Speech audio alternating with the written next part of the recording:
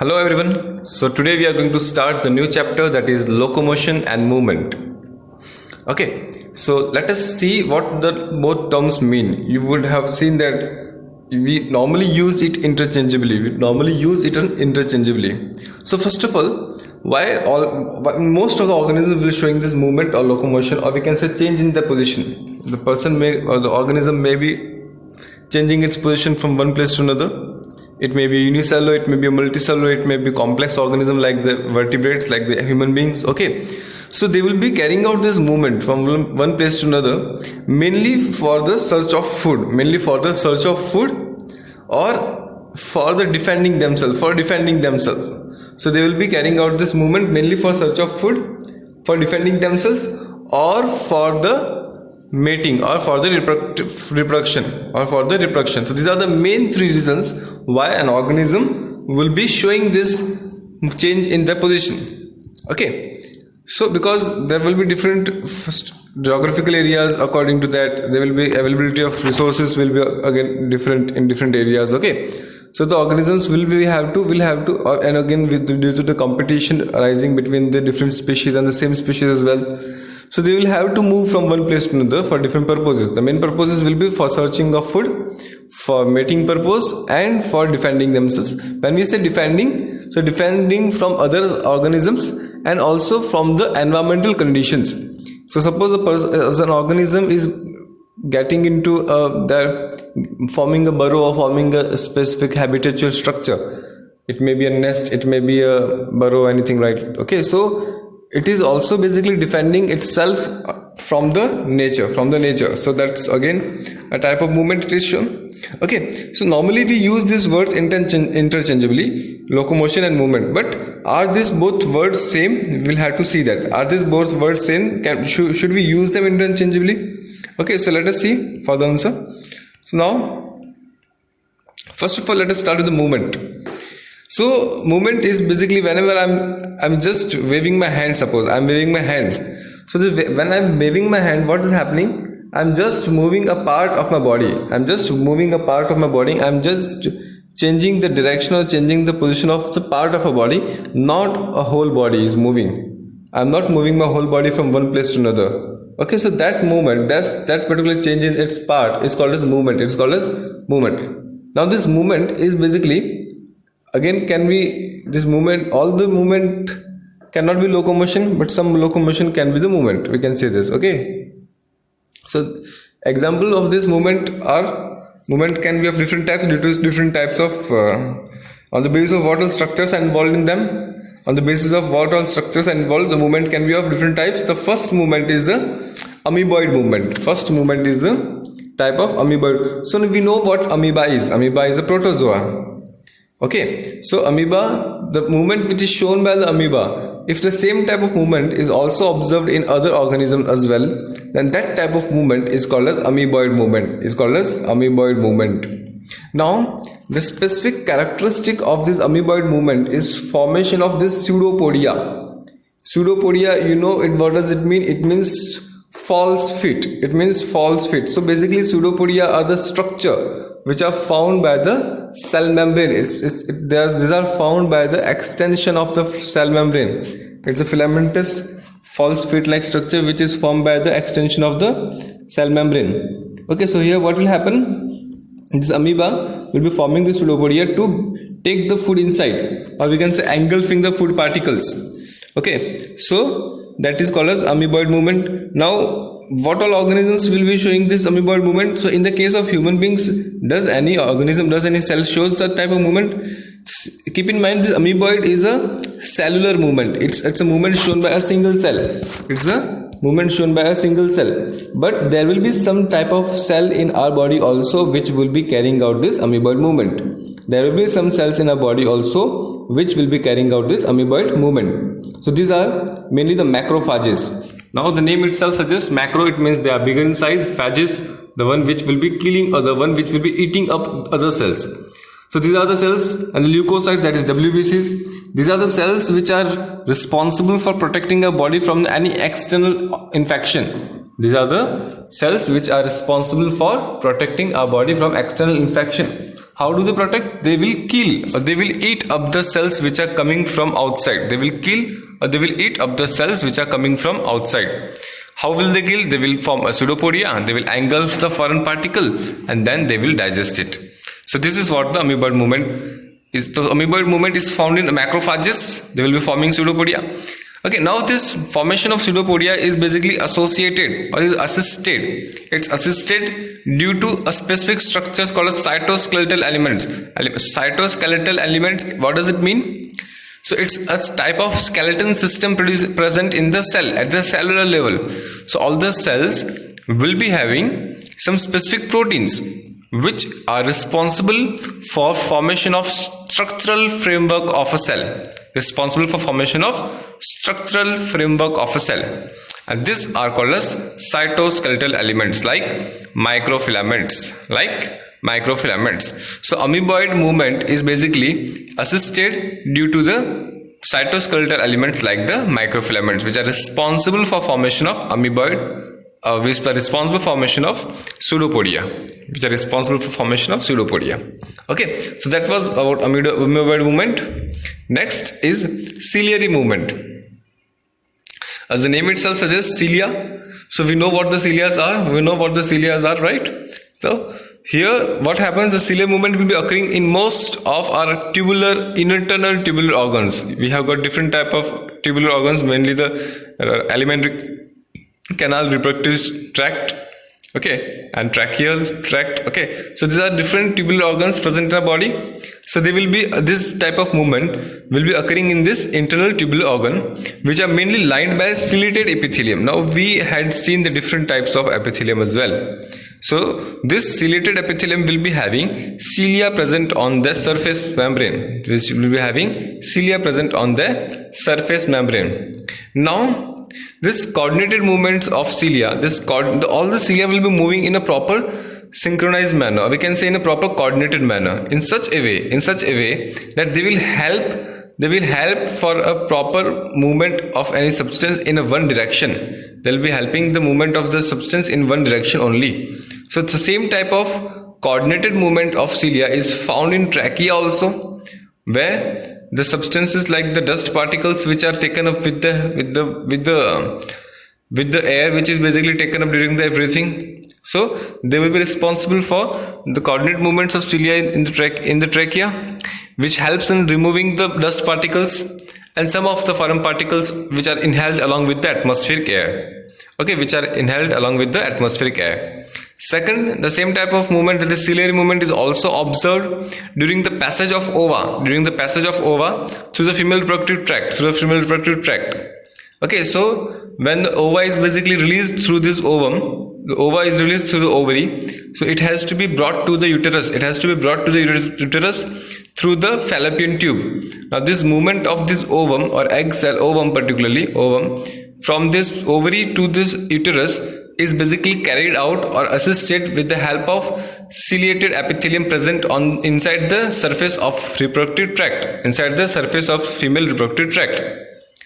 And this surface will be consisting the ciliary epithelium, and here it will be showing the ciliary movement. So they will be also assisting this passage of ova through the female reproductive tract.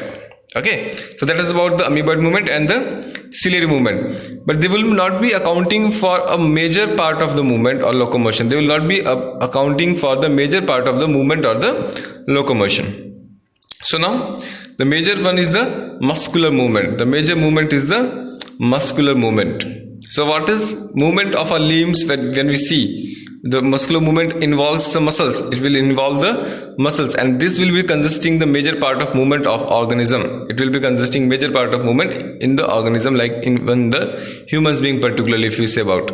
So movements of our limbs, like limbs means hands, legs, both. Right? The hands are called as forelimbs, and the legs are called as hind limbs. Okay.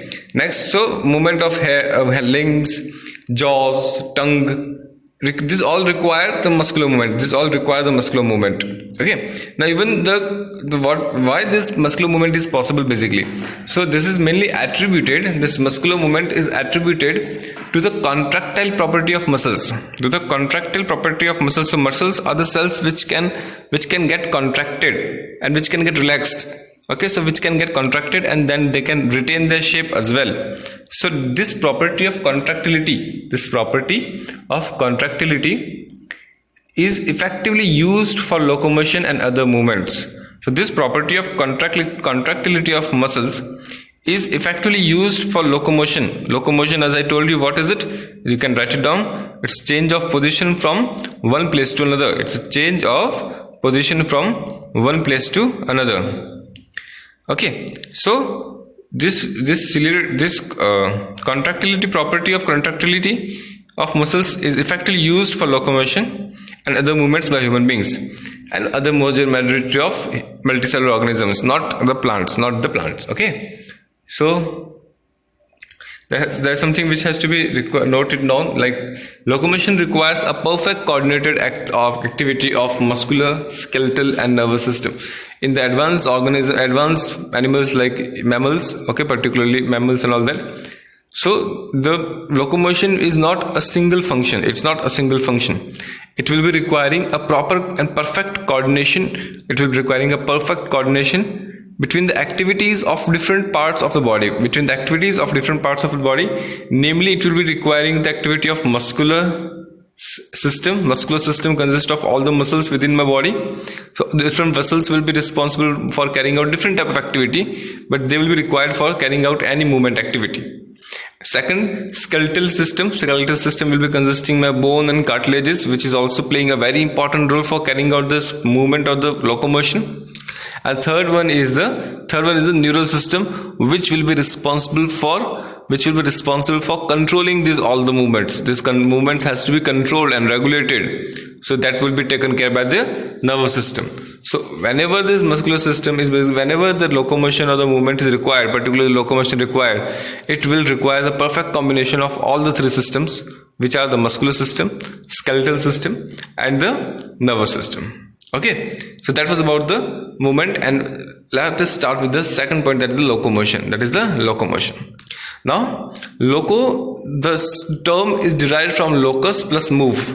Locus means place. You know what location, you ask them what is a location. So location, it means it means that it is space, place.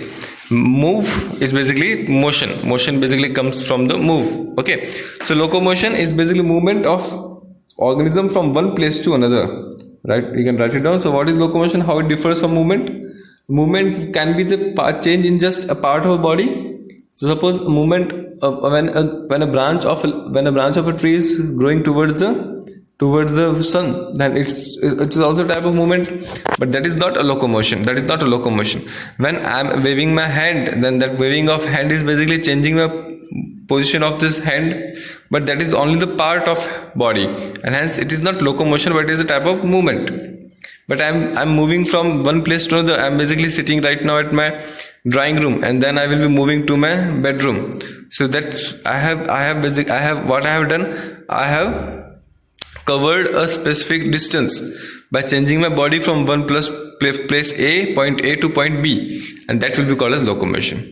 Okay, so let us see locomotion in different animals.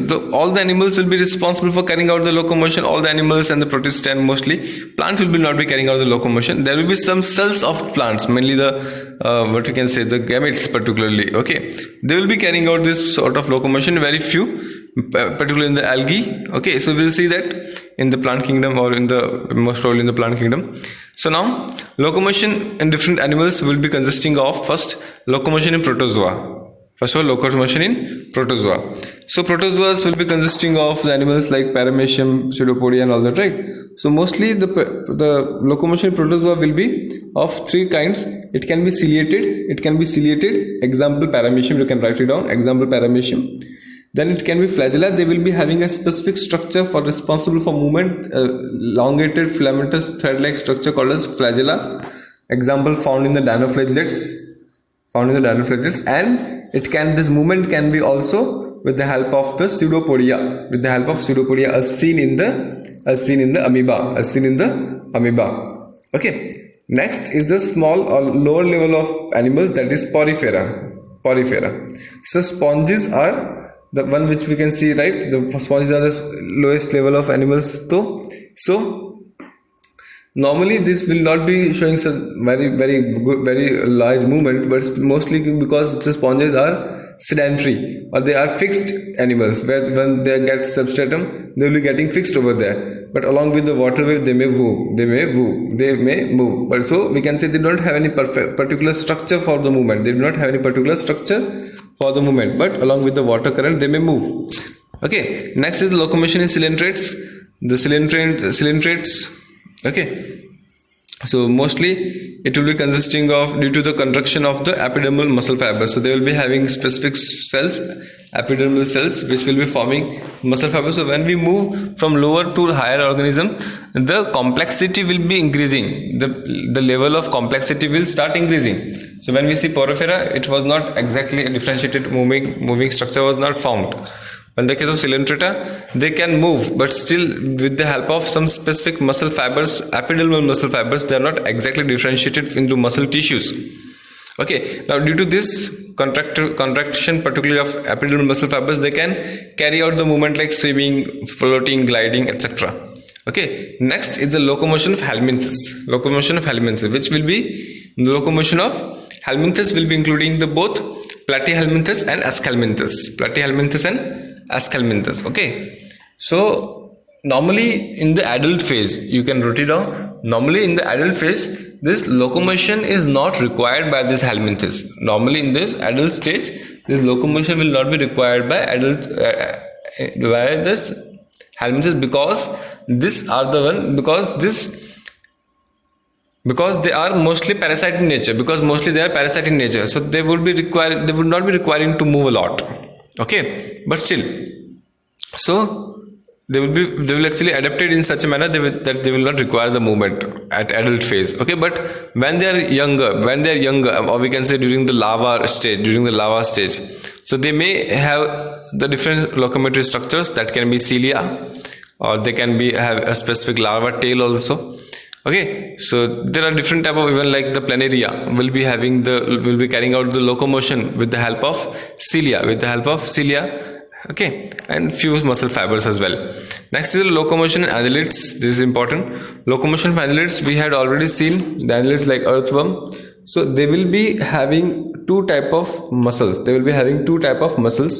properly developed muscles. So when we move from lower to higher, we get the complexity of the locomotory structures.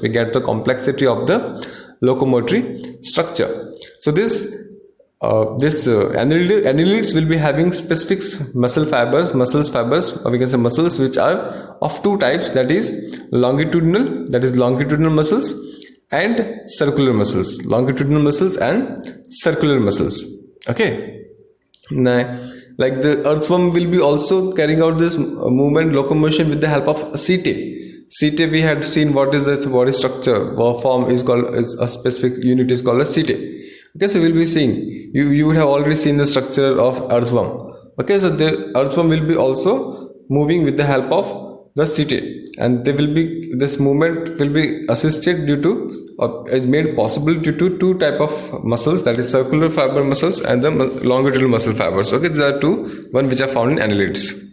Next is arthropods. As the name suggests, arthropod consists of joint legs. Arthropod will be consisting of joint legs. So here a pair of three legs will be joined together, and hence they are called as arthropods. So the arthropods will be having a specific locomotory structure, that is legs. They can have legs, or they will be having other structures also, which are called as wings. So the arthropods can have leg and wings both. Okay, they can have legs and wings both, particularly, or it may have sometime only legs, may not wings. Okay, so arthropods will be basically having the legs or wings, okay, like cockroach and like mosquito and all that. Next is locomotion in mollusca. In mollusk, the locomotory organ is a thick-walled. In the case of mollusk, the locomotory organ is a thick-walled, muscular, it means made up of muscle fibers, broad or laterally compressed foot. It would be forming a foot-like structure. Okay, it will be forming a foot-like structure, which is muscular in nature. Okay, in the case of mollusca, they will be forming a thick-walled muscular structure, broad, or we can say laterally compressed foot. It can be broad foot, or it can be laterally compressed foot. Example, like in some cases it can be the foot is modified into 8 or 10 arms like the octopus. Okay. Next is locomotion in the echinodermata. So echinodermata, like the starfish, they particularly will be having a specific structures for locomotion, that is tube feet. Okay, which act as on a hydraulic pressure phenomena, And the last one, which is so important, that is the vertebrates. Most of the vertebrates will be having this skeletal muscles. We'll see what the skeletal muscles are, and they will be also consisting the skeleton.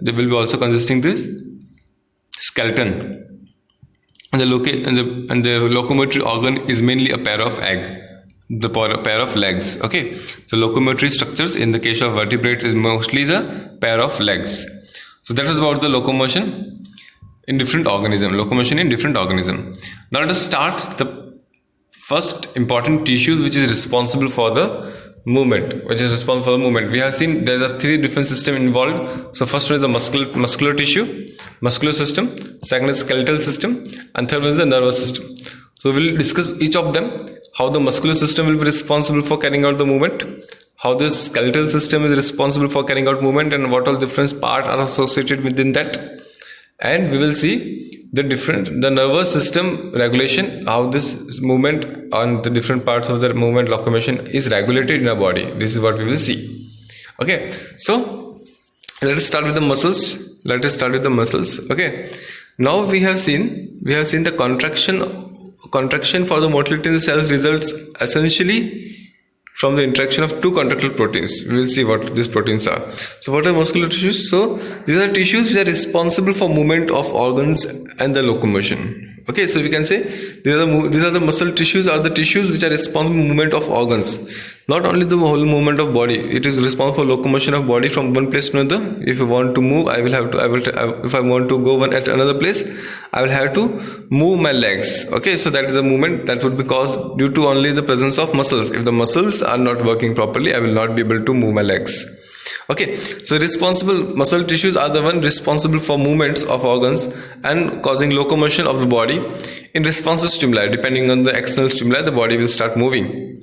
These muscular tissues develop from the embryonic mesoderm. Particularly, they are developed from the mesoderm. Mesoderm, we know what is it. It's a type of germ layer.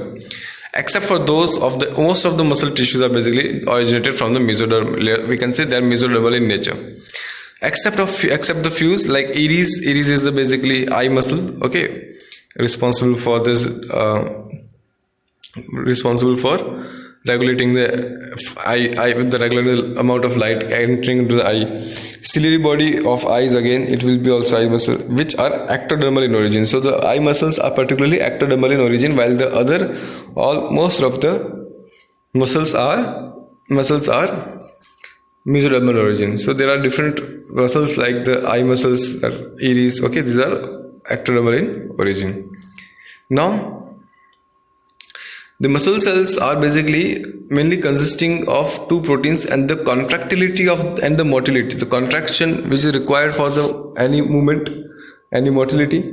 So this contraction is basically due to presence of specific 2 type of proteins.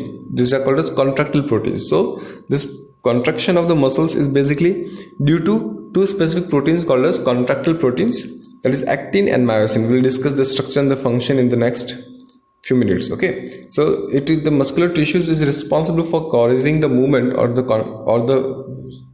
movement from one place to another, or the movement of even the body parts. Okay, due to the 2 proteins which has got a specific characteristic of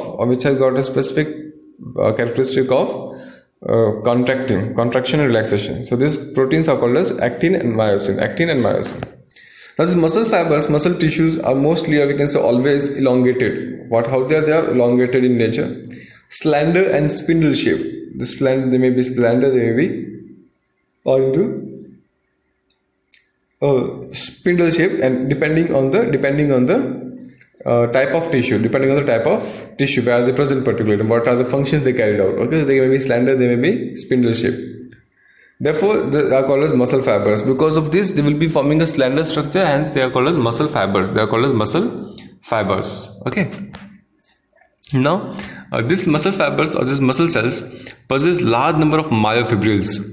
They possess large number of myofibrils formed of actins and myosins. Now, what is myofibrils? Wherever you get the word myo, M-Y-O, what does it mean? The myo means something related to the muscles, something related to the muscles.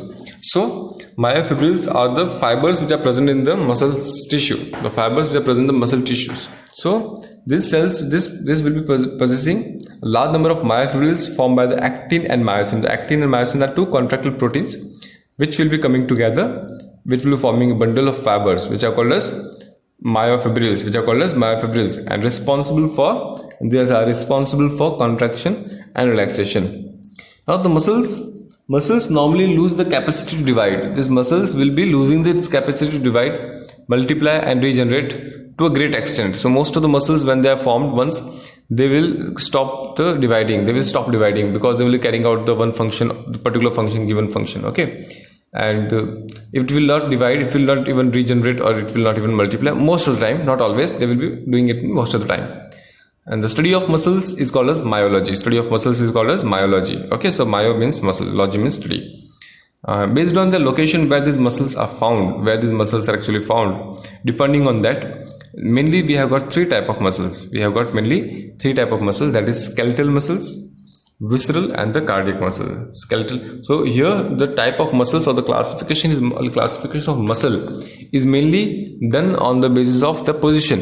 Where are they found in a human body?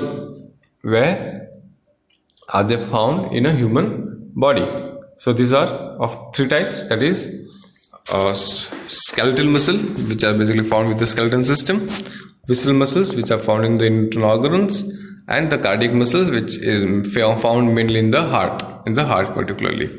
So let us start with the skeletal or striated, or we can say stripped muscles. So we can call it by any name. It can be skeletal muscle, we can say striated means having bands. What does it mean? Striated means having bands, or stripped will be also known as having bands. So most of the muscles of body are this type of muscles. So you can note it down. So most muscles of the body are striated. Now, these are the ones which are responsible for carrying out voluntary movement. Under the conscious control of brain. Now, what does it mean? Voluntary movement means the movement which is done under the conscious control of a body. Like if I want to move my hand, then only I will be moving. If I want to rotate my head, then only I will be rotating. So this movement which are basically under the control of our consciousness, are called as voluntary muscle or voluntary movement. Involuntary movement are those movements which are not under inner control. They are not in our control. Like the cardiac movement, like the movement of my heart, I would not be able to stop the heartbeat, right? Although I will not require that, but still, suppose I cannot stop it by myself. But I don't want to dance. So of course I can take the decision that I don't want to dance. Why? Because I will be able to control the movement of my hands and my legs. Okay, that is called as voluntary control. So these muscles are mainly consisting of the voluntary muscles. Okay, they are because the movements are under the conscious control of brain. Now, most of these are inserted at both the ends upon bones. So these muscles are mainly inserted at the both ends upon the bones in different parts of the body, and depend upon this muscle. So most of the parts of the body are dependent on these muscles. And hence they are called as skeletal muscles. Because they will be playing a very important role in making the skeletal system of the organism, particularly human beings, if we say. So they are also called as, and they are found associated with the skeletons. They are found associated with the bones particularly. Okay, at both the ends. Okay, so they are called as skeletal muscles. So they are found associated with the bones. Okay, hence they are called as skeletal muscles. Okay, now this because the movement of limbs and the body solely, or we can say mainly, depends upon these muscles. These muscles are responsible for the movement of the body, particularly from one place to another, and the movement of my limbs and all that. and hence these muscles are called as somatic muscles. What are these muscles called? Somatic muscles, because these are the ones which are responsible for moving these structures, moving the organism from one place to another. These muscles are also called as phasic muscles. You can write it down, PHASIC, phasic type of muscles, because the contraction of the contraction, this is rapid. But once basically the contraction is done, it will be occurring at very fast rate. But it even get very fast fatigue. It will be getting fatigue very fast. It will get tired very fast. Okay, so this rapid movement will be there, but that will be persisting only for a particular period. It will not be for longer duration. So that rapid movement will be persisting only for a while, and it will not be for a longer duration. And even in that brief period, what will happen? These muscles may get fatigued. These muscles will get fatigued easily. Okay. Now each organized skeletal muscles in a body is made up of number of muscle bundles. So we can see here. So this is my muscle, and each organized skeletal muscles in a body is made up of number of muscle bundles. This is called as muscle bundle. Okay, this one is called as muscle bundle here. Okay, see, this is called as muscle bundle. So each organized skeletal muscle in a body is made up of number of muscle bundles, or we can say fascicles, or we can also call them as the fascicles.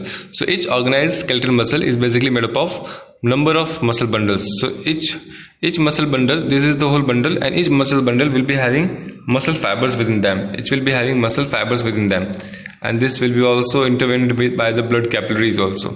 Okay, so each unit is called as muscle fiber, and such type of muscle fibers will be coming together and will form a bundle, and this bundle is called as muscle bundle, or we can call them as a fascicles. We can call them as a muscle bundle, or we can call them as a fascicle. Now each muscle bundle contains a large number of muscle fibers. Each of them will be containing a large number of muscle fibers. Okay, so that was about the skeletal muscles. Okay, next let us see the structure. What we have discussed right now is just a brief external structure. It's just a brief external structure, not exactly external, but a brief structure, not very detailed structure. Now let us see the fine structure of the striated muscle fiber. The fine structure, or the ultra structure of this fine, this striated muscle fiber. Striated, why do we see them call them striated? Because they will be showing a pattern bending. They will be showing a specific bending pattern, and this will be this will be forming a bands on the structure. Hence they are called as striated or stripped muscle fibers.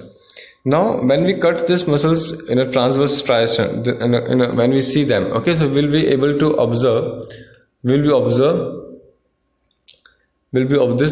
striated muscles will be showing transverse striation. Striation means basically formation of bands. Okay, and they will be forming this is the striations. So these are the bands. This whole one band. These are the bands. There are bands. So transversely, these bands are present. These are present transversely.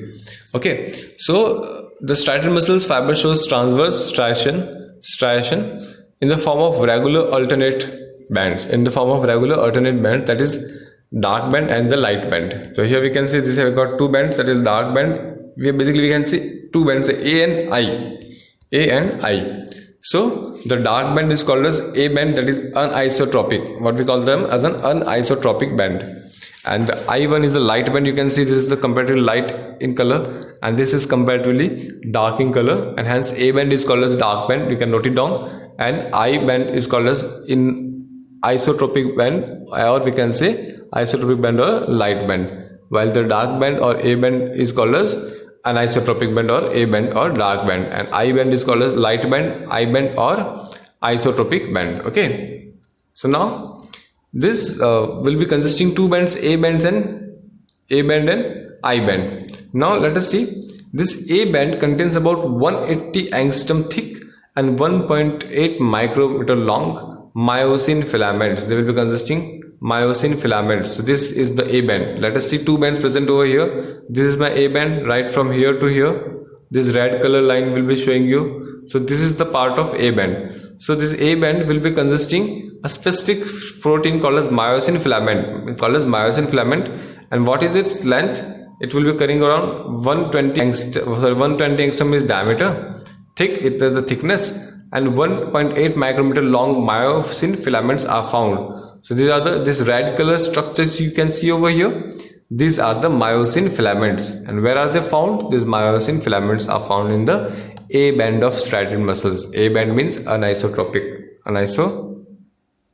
Anisotropic, okay, or we can say dark band. So this A band will be consisting what fibers? They will be consisting the myosin filaments, or we can say they will be consisting myosin filaments, and they will be having a slender transverse line called as M or Hansen's line is visible in the middle of each A band. So here you can see this is the structure. This is structure where you can observe a specific light band within this A band. We can see, just a minute, within this A band you can see a minute thread like structure, thread like a band over which is going through this, passing through the middle of this A band, passing through this middle of A band. Here you can see again this is the MA band, and out of this we will be seeing a line passing through it circumferentially, okay, which is called as M line. So what is M line? M line is this passing through a center of A line. Here you can see as well, this is the M line. So this is my A band, and this is the M line which is passing through the center of this. So the major middle region of A band is, so we can say a slender transverse line, that is M, or we can say called the Hansen's line, is visible in the middle of each A band. A major middle region of A band is comparatively lighter, but its terminal parts appear darker. Okay, so here this region is basically, we can see, lighter, but when we say that the one which is basically at the terminal region is basically darker. So the line which is present in the center, or the region present in the center, is comparatively lighter. Because it will not be having these bands, other bands. Okay, we'll see actin bands will be absent over here, or will not be overlapped. So the central or the part of the A band which is having the M line will be also surrounded by a specific region which is comparatively lighter, but the terminal parts will be not lighter. Okay, will not be lighter, they will be darker comparatively. And the middle lighter region is called as H zone. That middle lighter region is called as H zone. So here you can see this is the H zone. This is the H zone. So here you can see these are the two. This is the A band. This whole red part is representing the A band. Is representing the A band. So here you can see, okay, here you can see this H zone is present in between this, which is basically surrounding this M line, okay. And when we see the H zone in this A band, so we can see the terminal part of this surrounding this H zone are basically comparatively darker, while the H zone is comparatively lighter in nature. Okay, so that was about the A band. Apart from A band, there will be another type of band also, because it will be showing the striations. Okay, so it will be having other bands as well. Which band it will be having? It will be having I band. Now I band contains about 60 angstrom thick filaments. It will be containing around 60 angstrom. So that over there it was the 120, almost double thickness was there in the A band. While in the case of I band, it is almost half of its, that is 60 angstrom thickness will be there, and the length will be around 1.0 micrometer long. It means say 1 mu long. Okay, so this I band is basically consisting the actin filaments. The I bands are consisting the actin filaments, while the A band was consisting the myosin filament. In this myosin filament, we were having M line, which was basically surrounded by a lighter zone called as H zone. Okay, now I band has got the actin filaments, which are basically having a diameter of 60 angstrom and a length of 1 micrometer, which in number is much higher than the myosin filaments. So what are the number? They will be almost twice as many the myosin filaments. So they will be almost double of the myosin. They will be almost double of the myosins. Now each I band is divided into equal halves by a thin, fibrous and transverse zigzag partition called as Z band, or we can say Z disc or Krause's membrane. So let us see.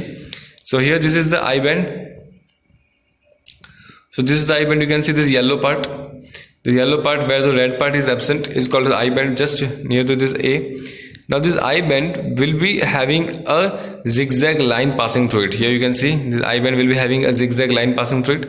This zigzag line is called as Z band. Is called as Z band, or we can say Z disc. Z band or Z disc. Okay. So it is this Z disc is dividing this I band into two parts. This is the one, and the other one is will be two. Okay, so it will be dividing into two equal half part. Okay. Now each I band is divided into two equal halves by thin fibrous and transverse zigzag partition called as Z band. As I told you, it is also called as Krause's membrane. It's also called as Krause membrane. Each segment of a fibril between two adjacent Z band is called a sarcomere. So here we can see this is the one Z band, this is the one Z band, this is the one, and this is the second Z band. So this present between these two Z bands, all the filaments which are present, all the proteins and the filaments present between these two Z lines are called as sarcomere. So here you can see this is the sarcomere. Okay, this is sarcomere. Where it is get limited, it has got the two limits, two boundaries. What are these two boundaries? These two boundaries are the Z line. Two boundaries are the Z line of I bands. Third line of the I bands. Okay, that single unit is called a sarcomere. Okay, and each segment of a fibril has two adjacent Z bands called a sarcomere. It is 2.3 micron long in contracted mammalian striated fibers. When the fiber is unstriated, it will be around 2.3 micrometer long. Okay, so here you can see A band. A band is basically having high amount of myosin filaments, which myosin filaments will basically will be having a diameter of around 120 angstrom and having around 1.8 micron length. Okay, while it will be surrounded, it will be another band, there is the I band, which will be comparatively lighter stained, and A band will be comparatively darkly stained, or we can say it's dark in nature, anisotropic. So it will basically dark anisotropic. A band is dark in, I is basically light. Okay, now this A band can be divided into two parts by the M line. It is basically a single M line is passing through the center of this A band. Okay, and it will be basically having a band, a region where it will be comparatively lighter, and that is called as H zone. That is called as H zone. Okay, so and next is the I band. I band consists of the mainly the actin filaments. So instead of myosin over here, the number of actin filaments is almost double of the myosin. The number of actin filaments is almost double of myosin, and it will be responsible for the contraction as well. Okay, but the size of the actin is basically less. That is, it will be having around 60 angstrom of the diameter thickness, and the length will be around 1 micron. Okay, and this will be having a zigzag line between them. It will be formed by the muscle fibers, and that will be called as, and that will be dividing it into two. That will be dividing into two. I band will be divided into two. Okay, now this part between two zigzag line, is called as sarcomere. This part between two zigzag line is called as sarcomere. Okay, now the sarcomere is the unit of this muscle fiber. We'll see that the sarcomere will be unit of this muscle fiber. Okay, now let us see the ultrastructure of myofilaments. Now we have seen what are these myofilaments. These are the fibers or the filaments responsible for the formation of these bands, as we told actin filaments and myosin filaments and all that, right? So let us see the ultrastructure of the myofilament. Let us see the ultrastructure of the myofilaments. Okay, so let me show you this filament. First of all, these are the ultrastructure. It is the first one above surface. This is the A1 is the actin filament, while the B is the myosin. As we know that this B myosin filament is mainly found in the A band. Okay, and these actin filaments are found in the I band. Okay, so they will be both coordinating with each other to carry out the contraction. How it is happening, we'll be discussing that. Okay, so now let us see the ultrastructure of myofilament. When we see the molecular level, when we see that molecular level, when we observe and we see at the molecular level, each myosin filament is composed of around 500 thread-like myosin molecule. Each myosin filament is made up of 500 thread-like myosin molecules. Okay, myosin molecules. Okay, and each myosin molecule, or we can say each monomer of myosin is called as meromyosin. Is called as meromyosin. Now we can see this. You can write it down. So each is called as meromyosin. Okay, Three different kinds of proteins are participating in the formation of this myosin. Three different kind of proteins participate in the formation of particularly this actin filament, that is a myosin. The major part of the actin filament is coiled. So here you can see. So three parts are there, three things are there. There is troponin, tropophysin, and the tropomyosin and the F-actin. So in the case of myosin, three different parts are there. So what all these parts are there? So we can say three different kind of proteins. These are the troponin, tropomyosin and F-actin are participating in the composition of actin filaments. Okay. We are seeing the actin filaments first. Okay. So here three different parts are there: troponin, tropomyosin and the F-actin. Now the major part of an actin filament is coiled double helical structure. So it will be consisting of this coiled structure. This is the coiled structure. Okay, double helical, it will forming a helical structure where the two helicals are there. Okay, so a major part of the actin filament is a coiled double helical strand whose each arm is a linear polymer. So this is the one arm. Okay, and this is the second arm. So whose each arm is linear polymer of small and globular molecules. Now you can see these spherical structures. All these spherical structures combine together to form a molecule. So here this is the one structure, this is second, this third, this fourth, and they will be coming together to form a linear structure. So this linear structure is also made up of by small globule proteins. Okay, which are called as actin proteins. Mainly we can say that it is an F-actin protein, but we call them as an F-actin. F means filamentous. Another coiled double helical structure but thinner strands around the whole length of actin strand. Now we have seen there are two strands of actin. Okay, so there are two strands of actins. What are these? So this is the one, another one. Now here you can see rope-like structure. This is another type of protein present over here. This is rope-like structure. Okay, so another coil. This is also coiled in nature. So another coiled double helical but thinner. When we see this actin, when this is an active filament, and when with this another filament, so this is comparatively thinner in nature. Okay, so here it's also double helical, coiled but thinner in nature, which will be running along the whole length of actin strand. It will be running along the whole strand of actin strand. Each of this strand is polymer of a fiber-like molecule called as tropomyosin protein. So these are nothing but made up of tropomyosin protein. So we have seen this is the F-actin protein, filamentous in nature but made up of globulin as a monomers, and next is this fibrous structure. Okay, again type of protein, which is tropomyosin protein, made up of tropomyosin protein.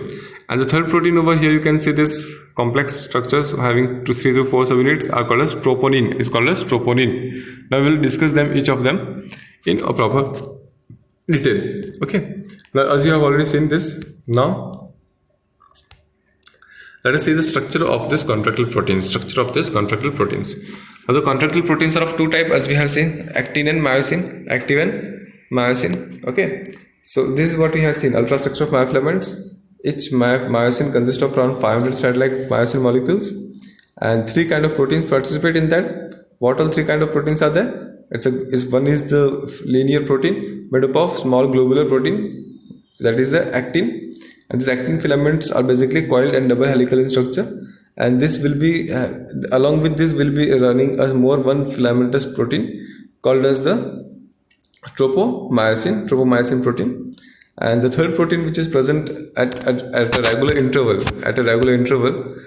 here you can see at a regular interval, is called troponin. Okay, so now let us see the structure of this contractile proteins in higher detail. So this structure of contractile proteins consists of two types of contractile proteins are there, actin and myosin. So first of all, we will be discussing about the actin filaments.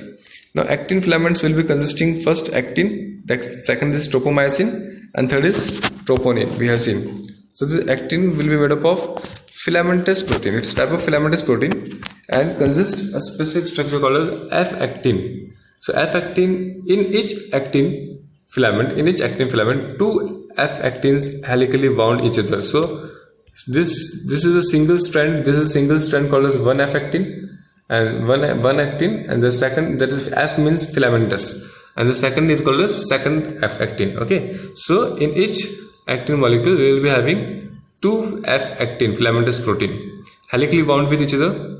Each F actin is a polymer. Now this F actin is also made up of it's also a polymer, as I told you. So it is having a monomeric unit that is called as globular protein, globular actin. So actin can be into, basically it is the monomeric unit is globular, that is spherical in nature, which is called as G actin, or we can say globular actin. And this globular actin will be coming together to form a polymer that is called as F actin, and these two F actins are helically coiled together and form a actin, form a part of actin, and such type of actins will be forming a fiber that is called as myofibrils. Next is a tropomyosin. So apart from this actin filament F actin, there will be other two filaments on other proteins. Tropomyosin also runs. So here you can see these are the rope-like structures. They are the brown colored rope-like structure. These are also filamentous protein, okay, which run close to the F actins throughout its length. So it will be along with this F actin only, okay, and which will be passing throughout the length of this protein. Last one is the troponin. So troponin is a complex protein which is distributed at regular intervals. So here we can see this is the troponin, which is a complex in structure, and it is distributed at regular intervals on the tropomyosin. So this is the tropomyosin, and on this tropomyosin we can find this troponin, which will be not filamentous structure but will be having subunits, and then it will be distributed at regular interval, not at the same time, okay. And in the resting state when the muscle is not under contraction particularly, so in the resting state a subunit of troponin masks the active binding site for the myosin on the actin filament. So now you have to see this is the actin filament. It will be binding to the myosin under specific condition, but when the contraction is going to happen, so we'll see how this actually mechanically happens, okay. But we can understand this, it will under the normal condition when the muscle is at rest, this troponin will be having a specific binding site.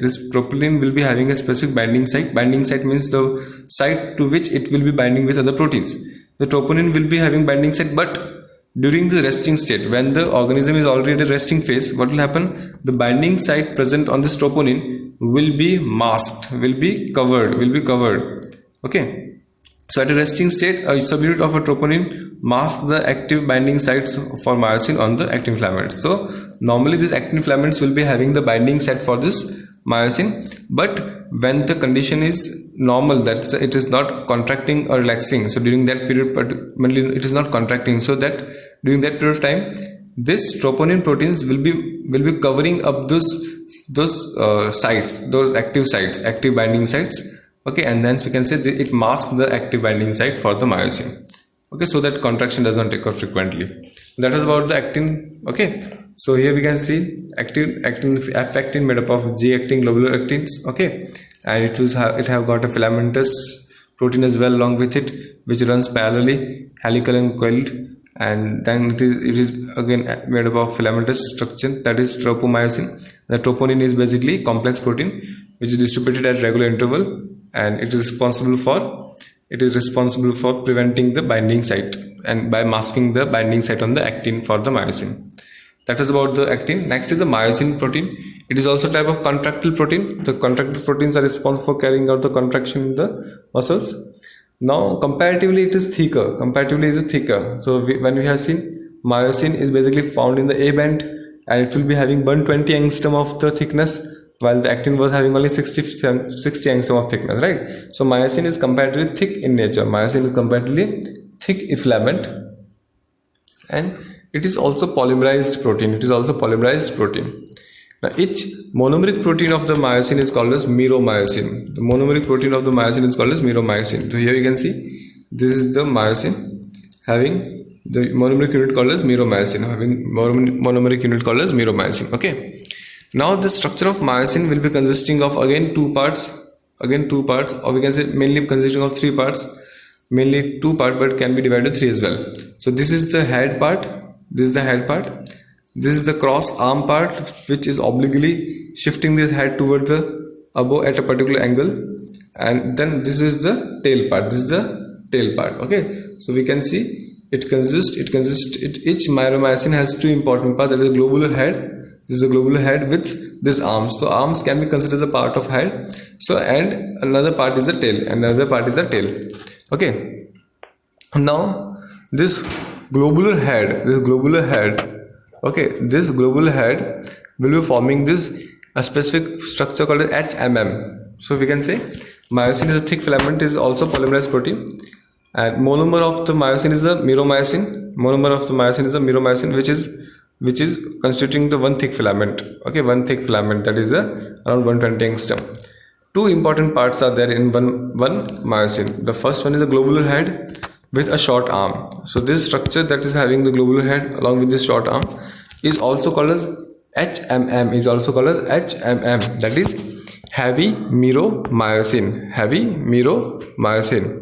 Okay. So here this is the globular part. This is called, this two part, the head and the cross arm, is called as heavy myromycin. And the second part is the tail part, and the second part is the tail part. The second component is called as tail component, and it is called as light myromycin. That is LMM. You should be remembering this. So tail part is called as light myromycin, and the globular part and along with the short arm is called as heavy myromycin.